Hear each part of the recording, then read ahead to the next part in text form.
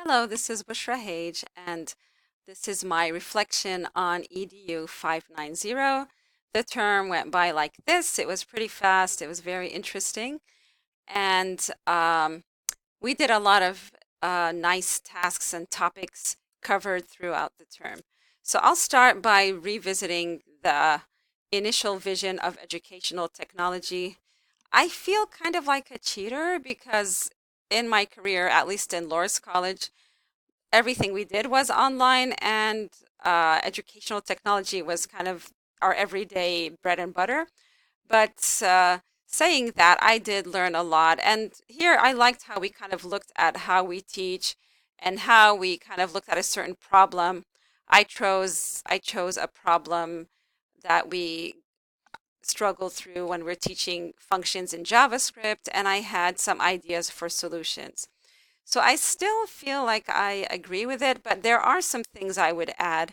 Something that I felt there was a lot of emphasis on this term, which is the collaboration, especially peer-to-peer collaboration. I feel like, maybe because we're virtual and each student's in a different, sometimes different city, sometimes different time zone. I have a student in Nebraska, for example, now, and the rest in California. So having the group projects, it's still possible. Like in Adobe Connect, we can do something called a breakout room where they could discuss things and come up. So that's something definitely I would add, especially on topics where they struggle. I could give an exercise where, okay, you guys figure it out and try to solve this, or I could assign each student to do a specific part of it so that they don't feel like they're just rolling their eyes and waiting for the other person to do the work. So that's one thing I would add here.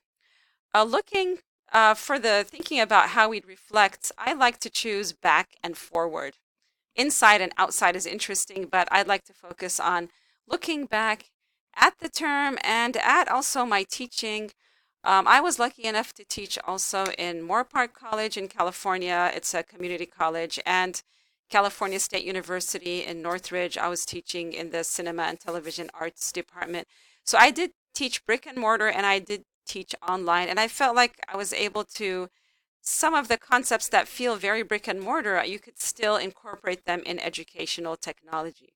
And I'm sure you're aware of this, how educational technology was this fancy term that, wow, people do that. And now it's becoming almost everyone, even at school. My son in elementary does Google Classroom and Khan Academy and iExcel as if it's just the easiest thing ever. So looking back, I feel like in this term, there are so many things that were interesting to me. I liked, for example, the HyperDoc, and I tried to choose a funky hamburger, beef burger. I guess, and by the way, I did not try it either yet, but I'm super curious, so I probably will soon. So I hope I don't exceed my 3 minutes. But this was a very interesting assignment because I like that it's a document. It's not, yes, the word hyper is at the beginning, that it's like hypertext, but it's a document, but it's kind of a document that's alive where you can interact with it. And again, since we go, hey, do something your peer didn't do, there's kind of some teamwork, some, okay, I do this, you do that. We look at each other's ideas and do something better or something, in the same lines, and we learn from each other. So that was one of the things I really liked. I also liked doing the accessibility assignment, and that example, I forgot her name, Hubert Grumman, the lady who is the first, um, at least visually disabled. I'm not sure if she's purely blind, and um, with her ears, also she does not hear at all or hear well, and she is a Harvard graduate. So having devices like the one that I chose is amazing because it's giving the equal opportunity to everyone to learn, which is it's beautiful. It kind of gives me chills to my spine to see that everyone's able to benefit, and we're not like, oh, you poor little thing, you can't do that. No, they can do that better than anyone else. So that was one thing I love.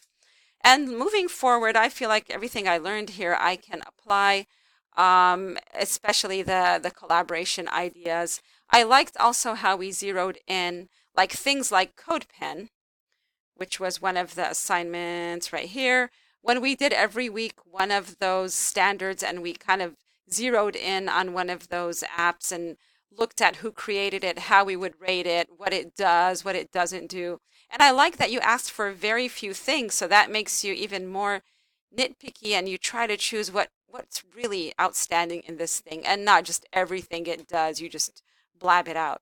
So that really gave us good insights. Again, it's kind of things where you just see them every day, but you don't notice them enough. Reminds me of a book I read recently, the Art of Noticing, how you'd look at just everyday things you pass by and you would find something new and you'd learn from it. So that was one of the weekly assignments that yeah, it does have a little repetition, but still each week it's a different standard, so it lets you zoom in very well.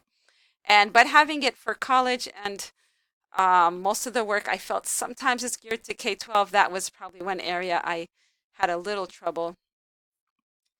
And also one more thing I'd like to add, I'm not sure it's 100% part of the reflection, but things like Khan Academy and everything we teach, especially if it's without an instructor, unfortunately, it only works in areas where there's kind of a yes, no, discrete kind of answer, like 5 plus 4 is 9.